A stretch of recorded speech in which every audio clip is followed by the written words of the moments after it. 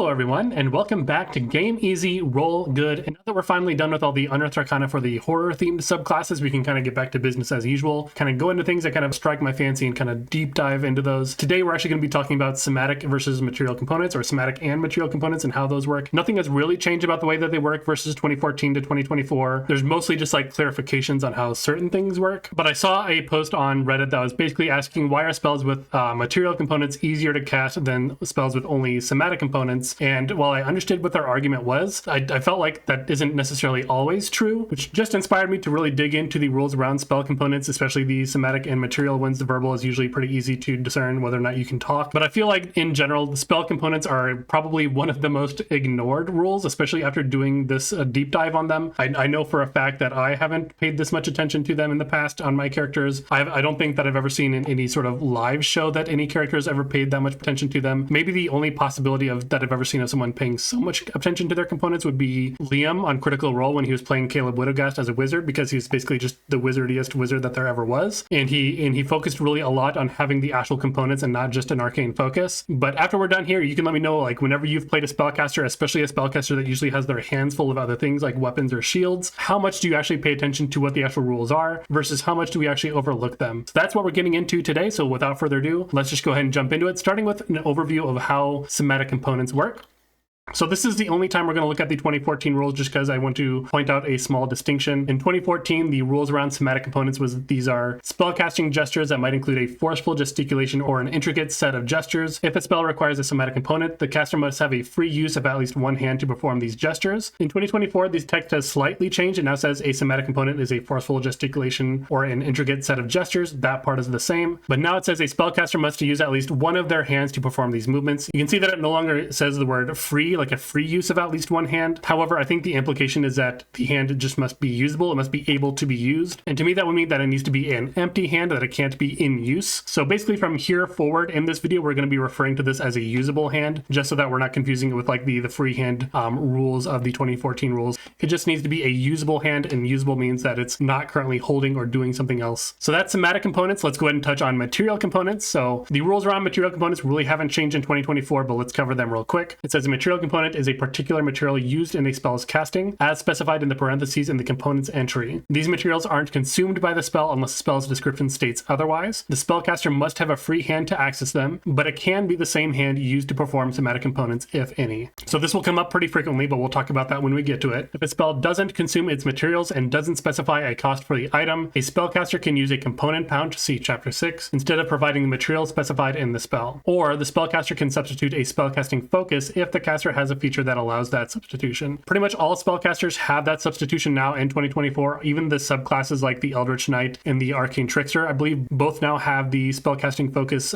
feature as part of their spellcasting. So the only way this wouldn't come up is if you are basically a pure martial class and you take like the Fey Touched feat or the Shadow Touched feat, which gives you a spell, or Magic Initiate as well. Those don't allow you to substitute a spellcasting focus to cast those spells. So if those spells require a material component, then technically you would need to provide that material component for each time that you cast that. If it is not consumed or has a cost specified, then you could use a component pouch in place of that, but you'd still need to be able to manipulate that component as part of that casting. Again, I'm pretty sure that the vast majority of people probably ignore these rules, but again, we're going to dive deep into that throughout this video. So it continues: to use a component pouch, you must have a hand free to reach into it, a usable hand, as we said, and to use a spellcasting focus, you must hold it unless the description says otherwise. See chapter 6 for descriptions. So if you're already comparing these to the 2014 rules, there isn't really a big difference. They've just been reorganized to make more sense with the way that the paragraphs flow. We're just using material components, not using a component pouch, not using a spellcasting focus. We must have a free hand to access that component. We must be holding or presenting that component when we cast the spell. If that spell also has a somatic component, the hand gestures that go along with it, we can use that same hand that is holding the material component to also perform the somatic components of that spell. Similarly, if the material component does not have a cost and is not consumed by the spell, we can substitute a component pouch in that place, and basically the component pouch is just assumed to have whatever spell components that we need in it. Even as we get new spells, it is just kind of assumed that we suddenly have those components. Again, assuming that they don't have a cost and are not consumed by those spells. But again, the last sentence in this paragraph does say that when we use a component pouch, we must still have a usable hand to reach into it and retrieve that material component. And then likewise, if we have a class feature that gives us the spellcasting focus replacement, then instead of using a component pouch, we can then use a spellcasting focus instead in those same circumstances where the material component for a spell does not not have a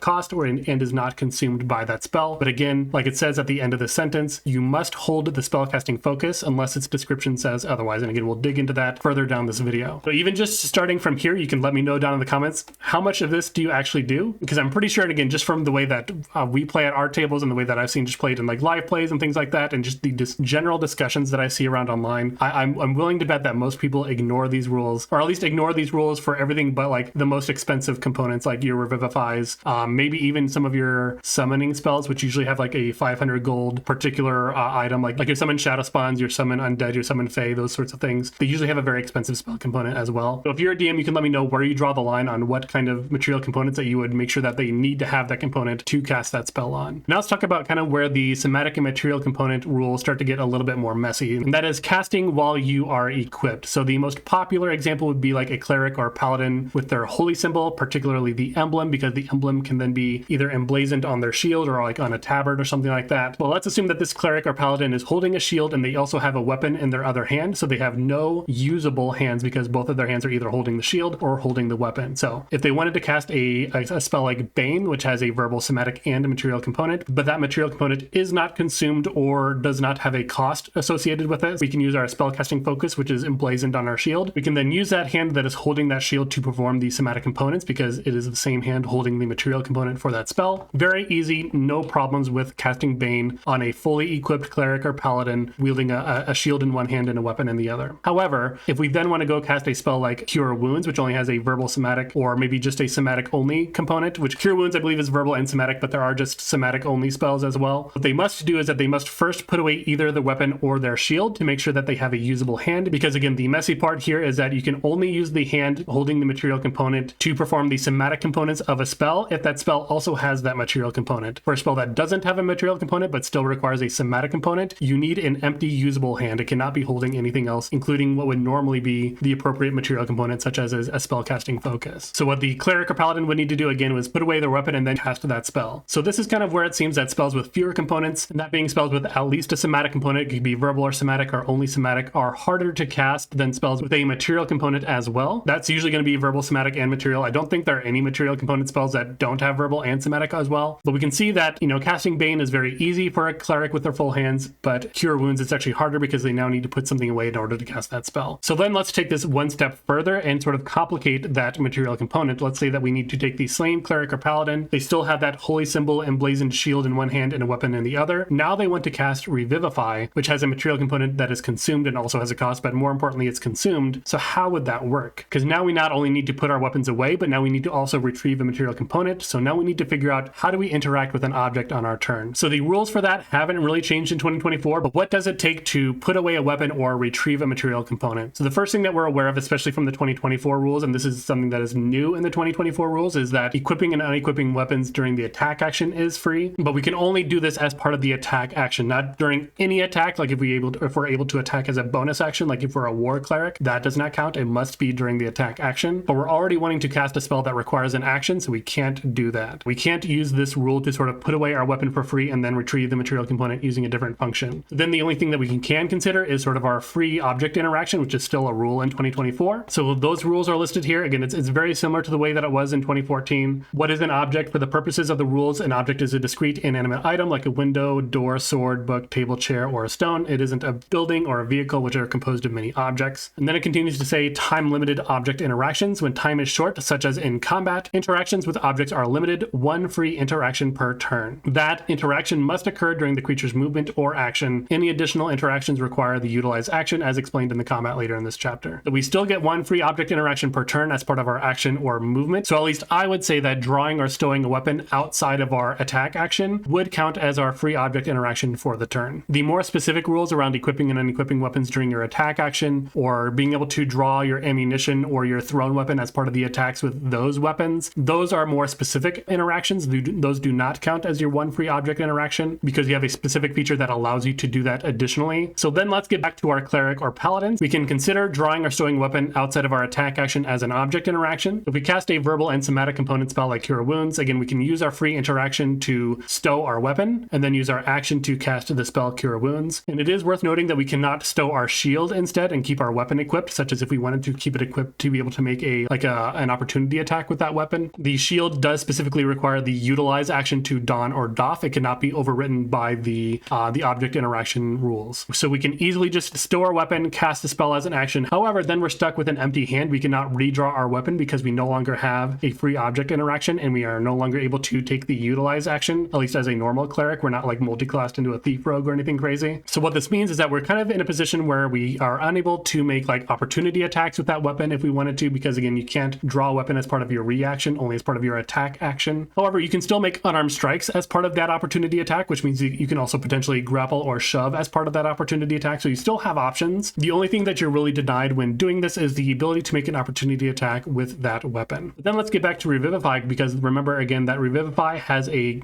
material component that is consumed. So if we want to be able to cast Revivify, first we need to use our free object interaction to stow our weapon, and then we need to take out the material component. But again, can we do that? If we go back to the material component rules, again, we can look that it says the spellcaster must have a free hand to access the item. To use a component pouch, you must have a hand free to reach into it. To use a spellcasting focus, you must hold it unless its description says otherwise. There is nowhere in the material component description or anywhere else in the spells chapter of the player's handbook, nowhere among those rules does it tell us that we can retrieve the material component as part of the casting of that spell. You know, similarly to how we can now equip a weapon or stow a weapon as part of the attack action with a weapon, we can't do the same thing with a spell. We cannot retrieve a material component as part of the casting of the spell, at least not currently, unless they introduce such a rule in the future. But this means that retrieving that material component would then be its own separate object interaction. This would also just kind of explain why most reaction spells don't have material components, because we only have a free object interaction either as part of our movement or as part of our action. So again, returning then to our cleric or paladin wanting to cast Revivify, they are equipped with the weapon and the shield. The shield has the holy symbol emblazoned on it, but that doesn't matter for the spell Revivify. So in order to cast Revivify, they kind of need to think one turn ahead now, because they would need to, on their first turn at least, stow that weapon and then do whatever else they're doing on that turn. They might cast like a Cure Wounds or whatever other spell that they can cast during that turn that doesn't require a material component that is costly or consumed. But then on their next turn, they can retrieve that 300 gold diamond and then cast Revivify on that turn. If you are a paladin or cleric and you have a shield in one hand and a weapon in the other, you cannot technically, rules as written at least, cast Revivify while your hands are full. Even if you have Warcaster, because Warcaster just makes it so that you can perform these somatic components while your hands are full. But that would help you cast something like Cure Wounds, which has a verbal and somatic, or even a somatic-only component spell while your hands are full with the shield and the weapon. If you're strictly following the component rules, you can see how it's a little bit slower to actually cast these more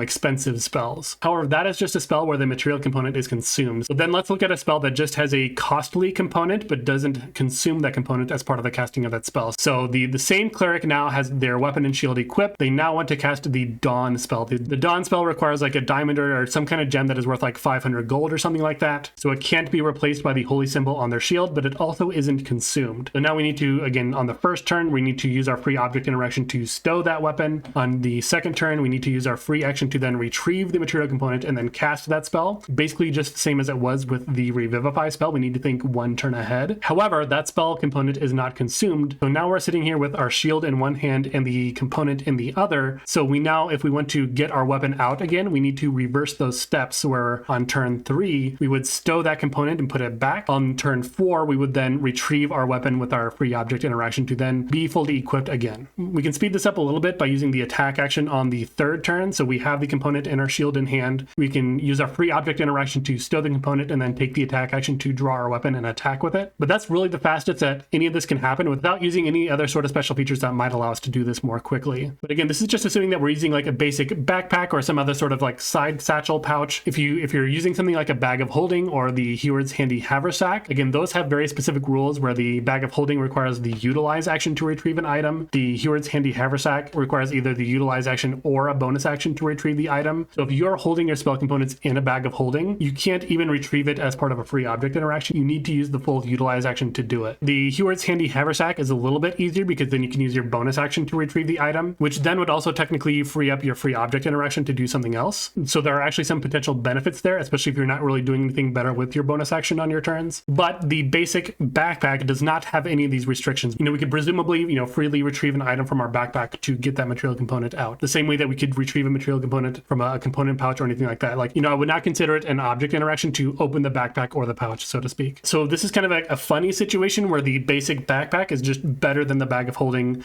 and possibly better than the Heward's Handy Haversack. But again, I think the ability to retrieve an item as a bonus action is potentially very powerful in some situations. So again, if we're following the Somatic and Material component rules very strictly, that's how all of those situations would need to play out. But again, that is only for like a paladin or a cleric who have the ability to have their holy symbol on their shield or whatever, or on a tabard. That is how it specifically works for those classes. So we also want to take a look at how much do these rules trouble the other classes as well. But again, not every class uses the same kind of spellcasting focus. So again, remember in the material component description, it says that all spellcasting focuses must be held unless its description says otherwise. So let's take a look at the actual individual spellcasting focuses and what exceptions, if any, exist for them. So looking at the arcane focuses, we have the crystal, orb, rod, staff, and wand. We can see that there are no exceptions next to these rules. For the druidic focuses, there's a sprig of mistletoe, a wooden staff, or a yew wand. Again, none of those have exceptions either. But then as we get to the holy symbols at the bottom, we can see that the amulet must be worn or held. So if you're wearing it around your neck, you do not need to be holding it. So that is one way to free up your hands as well. The emblem, as we've been talking about, can be born on a fabric or on your shield as well. So it can be emblazoned on your shield. It can be a symbol on your your tabard. You can have it on like a banner that is like attached to your backpack or whatever, and you're kind of walking around as sort of a bannerman in that way. And then of course, as we get to the reliquary, the reliquary itself must be held. So if you're following the component rules for the spellcasting focuses very strictly, those are the rules that you would need to follow for those particular spellcasting focuses. So with that in mind, let's get into the actual individual classes and how that would affect them. We're going to start with our Arcane Casters. So looking at the Bard, Eldritch Knight, Arcane Trickster, Sorcerer, Warlock, Wizard, and Artificer, that's definitely the biggest group. Technically, the Artificer wouldn't be an Arcane Caster because their spells are supposed to be sort of like actual results of like their experiments and things like that. But we're just going to call them an Arcane Caster for the ease of use. Technically, their base spellcasting focus is like Thieves' Tools, or a particular tool that they're proficient in, I believe. For the Bard, can the Bard be wielding a weapon? Usually this is going to be your Swords Bard or Valor Bard or your True Strike build Bards. They can also be wielding a weapon. Can they also be using a shield? Like if they're going to have both of their hands full. The Valor Bard is the only Bard subclass that gets proficiency with shields. So they are technically the only sort of Bard class that is most likely to have both of their hands full. Because of that, the Valor Bard might struggle the most to utilize costly or consumed material components if they are using that shield. If they're just kind of being a duelist, they have a weapon in one hand and their other hand is empty and usable, then they can use that to easily manipulate material components. However, if we then move on to the Eldritch Knight, they of course would be using a weapon. They of course can also be using a shield, and it is notable for the Eldritch Knight that none of their features allow them to use their weapon or shield or something else for a spellcasting focus. They can use a spellcasting focus, but that cannot be their weapon. It has to be one of the normal arcane focuses that we talked about before. So because of this, if they are dual wielding or using a shield, they will struggle to cast spells with Somatic-only or material components. Moving on to the Arcane Trickster, they also would be able to use a weapon. They also cannot use their weapons as a spellcasting focus. The Rogue as a base class does not have the ability to equip a shield. So very similarly to the Eldritch Knight, they may run into the same issues as the Eldritch Knight if specifically they are dual wielding. If they are just using one weapon or a one-handed weapon, or even a two-handed weapon can be very usable because there's no specific action economy for releasing your two-handed weapon with one of your hands to do something else real quick. You just need to have two usable hands in order to attack with those weapons. So an Arcane Trickster can use like a longbow, for example, very easily. And if they need to cast a spell with a somatic component, they can let their hand go real quick to use that somatic component. However, if there's a material component, then they need to retrieve that material component or that spellcasting focus and then cast a spell. And if that focus is still in their hand, then they need to put that away before they can then go back to using their two-handed weapon. Moving on then to the Sorcerer. The Sorcerer could technically use a weapon now that True Strike is a thing. The Sorcerer normally cannot equip a shield, so they shouldn't have any issues, casting spells with somatic and or material components, assuming that one hand remains usable. Similarly, for the Warlock, they can use weapons. These are typically going to be your Pact of the Blade builds or your True Strike builds. Pact of the Blade can use their weapon as a spellcasting focus. They cannot technically equip shields. Currently, the old version of the Hexblade can still use shields. However, we saw in the latest Unearthed Arcana that they're entertaining the idea of taking that feature away. So very similar to the Sorcerer, they shouldn't have any issues casting spells with somatic or material components as long as they have one usable hand. Same thing for the Wizard. Again, they could be using a weapon if they're Blade Singer. Same thing for True Strike builds. Neither of those builds can use their weapon as a spellcasting focus. However, they also can't use shields. Not only that, but the Blade Singer cannot use a two-handed weapon. So even while they're being more martial focused, they're still going to have one usable hand to cast all of their spells. Then as we get to the Artificer, we have the Armorer, which uses weapons. We have the Battlesmith, which can use weapons, as well as, of course, True Strike builds. Most of the other subclasses are usually going to be more spellcasting focused. They're not typically going to use weapons. weapon, although again, they could be using True Strike. And they can also equip a shield, so they could be wielding weapon and a shield at the same time. There is one small exception for the armorer, because the armorer can use their armor as a spellcasting focus, which would then free up their hands in a situation where they're casting a spell that does not require a costly or consumed component. However, for the Battlesmith and or True Strike builds, again, they're going to run into very similar issues as the Eldritch Knight while dual wielding and or using a shield, again, because they don't have easy access to a spellcasting focus. But then moving on to our Primal Casters, these are going to be our Druid and Ranger. Can the Druid use a weapon? Yes, they can use a weapon, but the only time they're probably going to be sort of up in the mix and attacking with a weapon is if they're using Shillelagh to do so. They can also equip a shield if they want to, which again, there's really not a reason not to if you can't afford to do so. It is also worth noting that a staff is a type of druidic focus, and staves are interchangeable with quarterstaves per the description of that item. You can use Shillelagh on your staff druidic focus and then use that as a quarterstaff to attack with it. So in this sort of idealized situation, the staff and shield can work pretty well, although you would still need to work around costly and or consumed components, again, such as casting a Revivify. You need to first think one turn ahead again, put your staff away on one turn, and then on the next turn, use your free interaction to bring out that diamond and then cast Revivify that way. As we move on to the Ranger, of course, Rangers are typically going to be using weapons. They